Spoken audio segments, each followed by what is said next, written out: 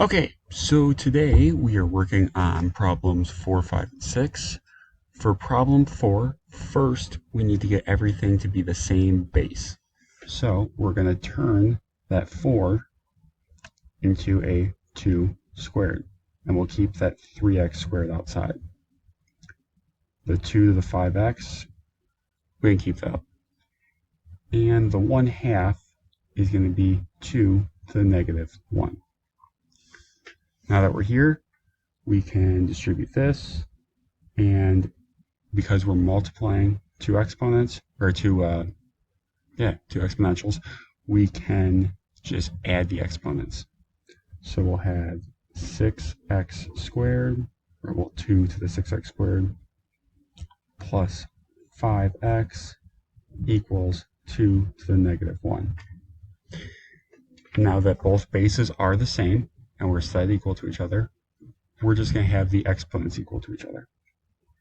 6x squared plus 5x equals negative 1. We bring that 1 over and set it equal to 0. And then we're going to factor this. When we factor this, we'll have 3x plus 1 and 2x plus 1. So x will equal either negative 1/3 or x will equal negative 1/2. So next, we're going to go to the next page and work on problem 5. Problem 5, we're going to be doing something very similar. For this one, we can see that our lowest base is 4.